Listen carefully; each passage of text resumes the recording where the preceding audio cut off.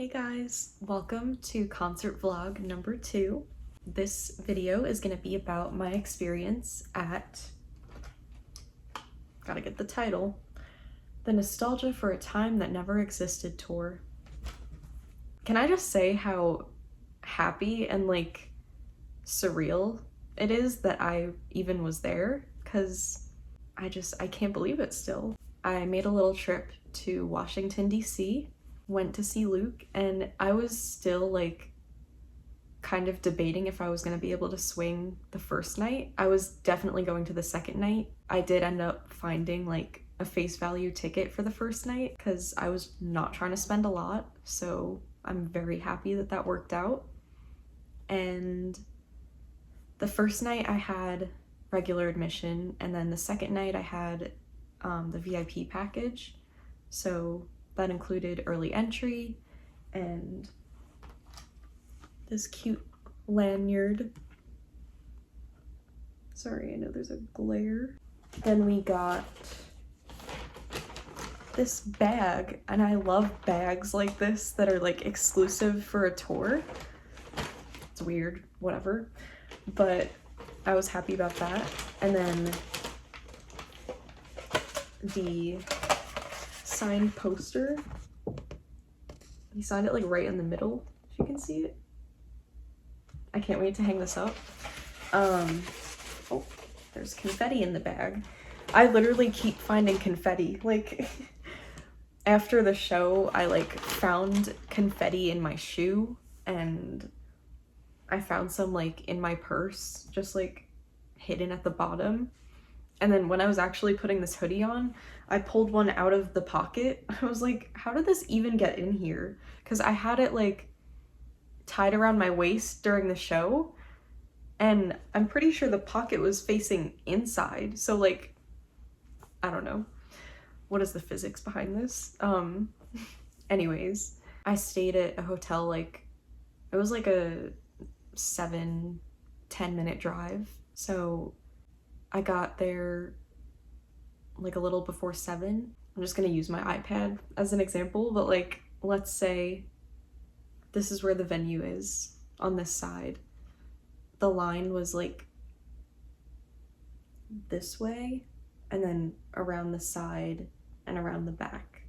So when I showed up, the line was like over here. So I got online, and then it was moving like relatively quick. So like I kept inching up every few seconds. When I got into the venue, it was pretty packed at that point. I mean, like, I know there was like hundreds of people that had VIP, so that already took up a ton of space. And then like getting there just in time for the doors to open, I knew there was gonna be like a ton of people in front of me.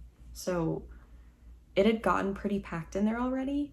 And I was like, all right, I'm using tonight to get merch so that tomorrow when I have my early entry, I can just get a closer spot.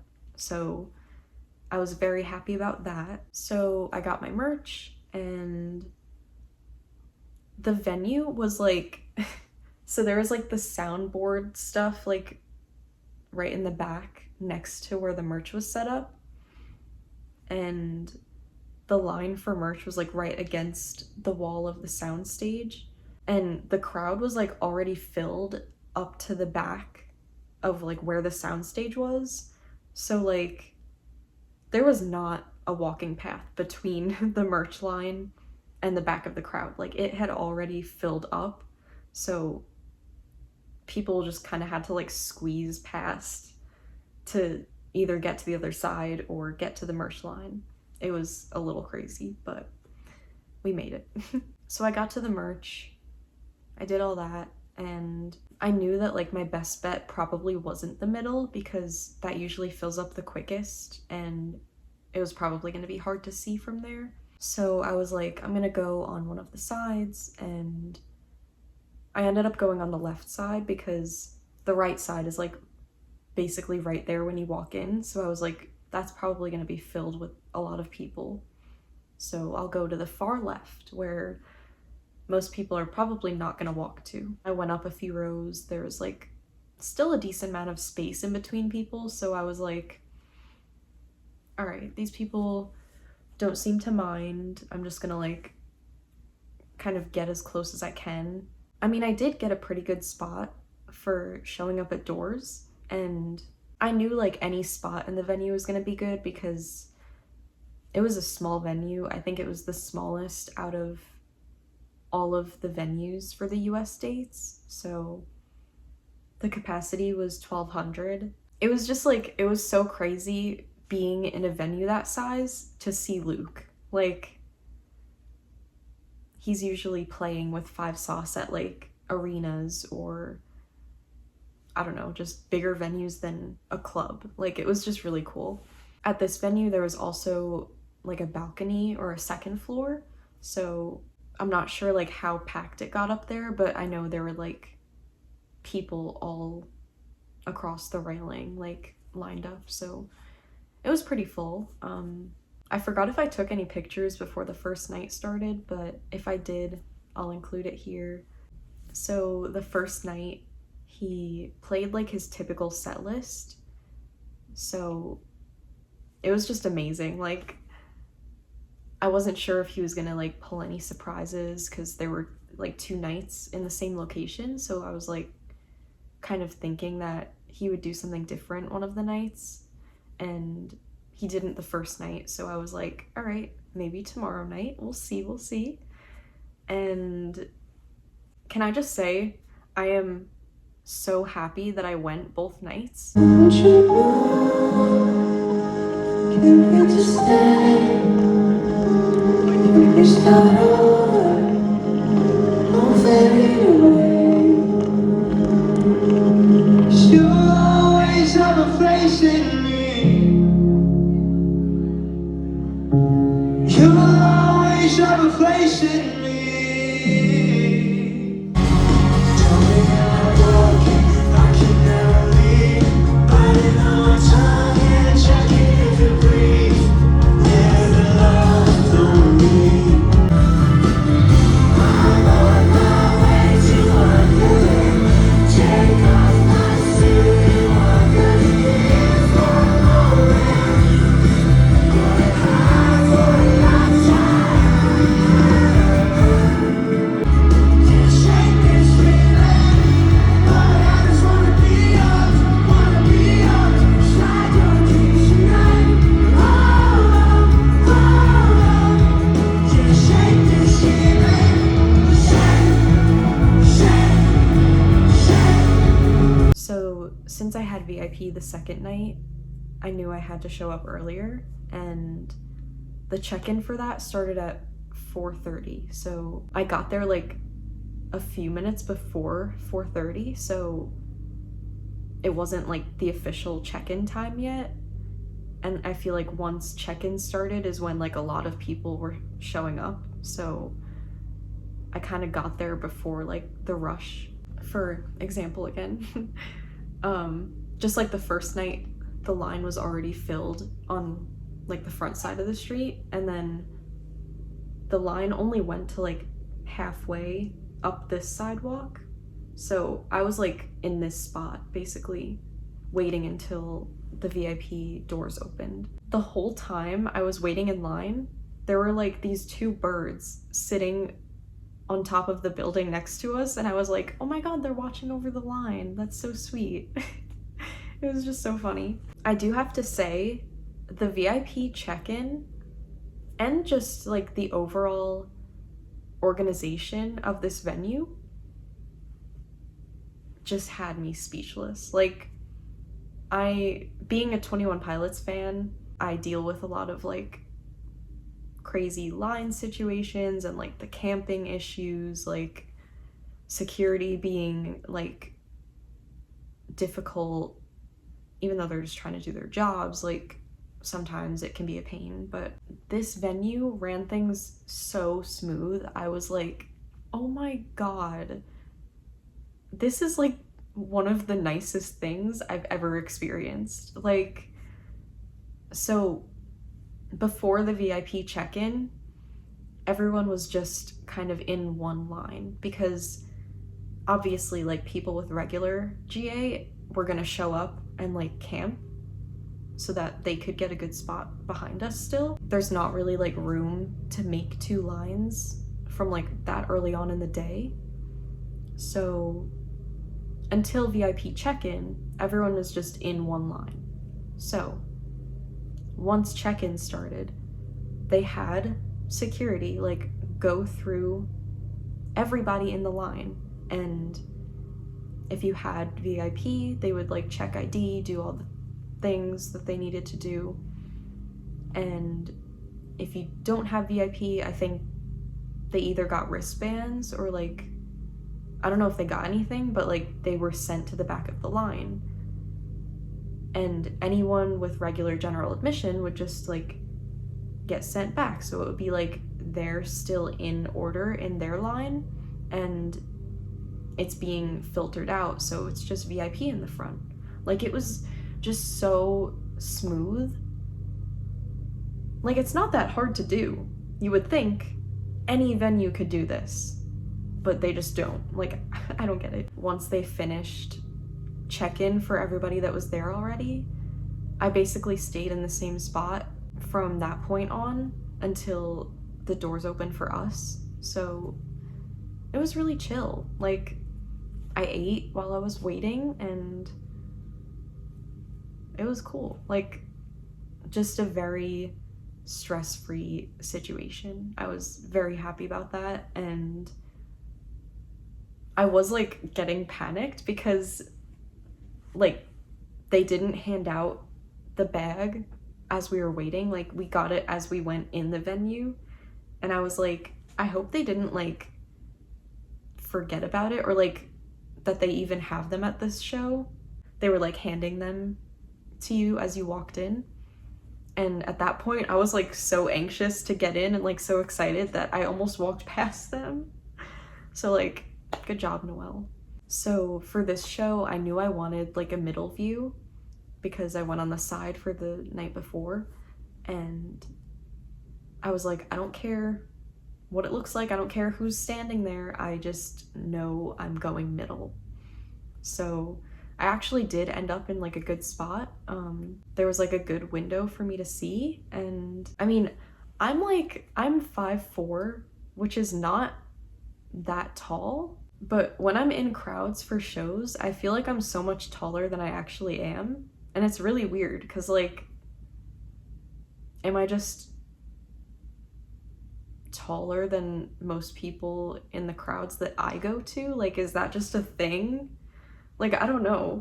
5'4" is not that tall, but I always feel tall when I go to concerts. Before this show started, they always like put the set list out on the floor. And when they put it out for this night, obviously we had noticed that Slip Away was added, and like he doesn't play it for every show. So like that was kind of the surprise for like the second night, I think. And I was so happy because I wanted to hear it so badly, and I got to hear it. Like, but also because Luke was like super sick, he took off 3 songs from the set list, and people on Twitter were like, oh my god, like I can't believe he took this off, or like I'm so happy I went the first night. And like that was like my situation. I was like, oh my god, I'm so happy I ended up going the first night, because if I didn't, I wouldn't be able to hear those 3 songs. And what he took off was Saigon, Diamonds, and Bloodline. I get it, because he basically like shortened the show a little bit because, you know, he's not in a good condition, and like I get it. He had so many shows that week. Like there was the 2 DC shows, and then he had Brooklyn like the day after, and then I think he had another one in the same week. Like that's more than half of the week that he was playing shows, and he was sick. Like this poor man. And he still sounded so good. I'll get into that because I have to. I can't make this video without addressing like how incredible he was. So once the show started, like the energy was another level from the first night. I don't know if it's because of like the people I was surrounded by the first night compared to the second night, or like if it was just a genuinely better crowd overall. But the second night, there was so much more energy, and like it felt like a Stan Twitter show, if you know what I mean. Like, I don't know. When the show started, like the energy was so high. Everyone was singing super loud and it was really fun. And then we get to the point that we thought he was going to be skipping Saigon, and the first notes of it played and we all lost it. I have a video, I can probably include it.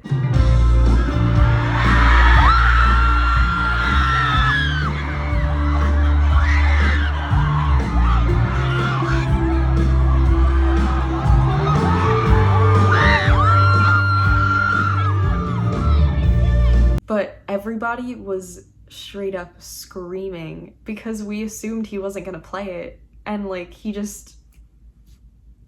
that was one of the best moments of the show.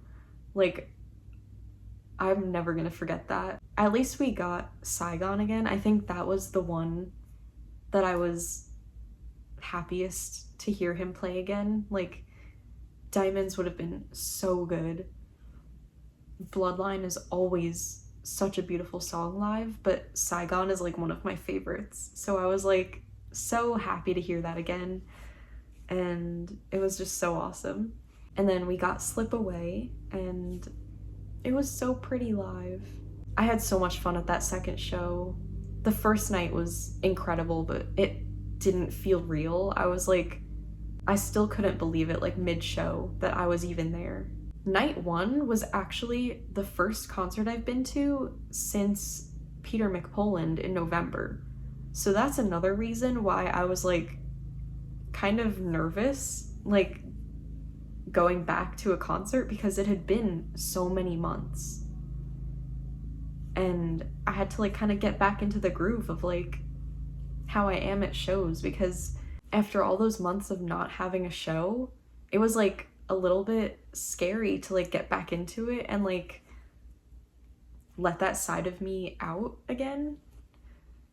But definitely by the second night, I was like, oh my god, like I miss this so much. Like, shows really are my happy place, and I'm so happy to share my experiences with you guys. And I also kind of forgot to like get a picture of the whole venue, but it was also kind of hard because it was so packed. I have these pictures that my sister took from up on the balcony, so I love small venue shows. I think that they're so much fun, and for the most part, I feel like those shows are usually filled with a lot of like the most dedicated fans, or like the fans who like really know the music. So they tend to be some of the loudest crowds. Like when I saw Halsey at Webster Hall, those were some of the loudest shows I have been to in my entire life. If you can ever get to a small venue show for one of your favorite artists, do it. You will not regret it. It is one of the best experiences ever. And wherever you are in those types of venues, it's gonna be like incredible. Last thing I have to talk about before I wrap it up. I just still cannot get over how incredible Luke sounded. And he was sick. Like, he was still hitting like some high notes, whether it was falsetto or his chest voice. It was literally like one of the best times I've heard him sound. This is one of the best experiences ever. I mean, anytime I get to travel to go to a show, it makes me so happy, because I love traveling and like I can't always do it, but when I am able to, it's just always so cool because I get to see a new place or explore a new place that I haven't been able to. And Like, I just love doing that. Like, I was being dead serious. When this tour first started out as a rumor, I was like, I don't care what the closest date to me is, I'm going. Like, this is one tour that I am not missing. I guess that's pretty much it for this video, and we got the second concert vlog in the books. I hope you enjoyed it, and until next time, peace out.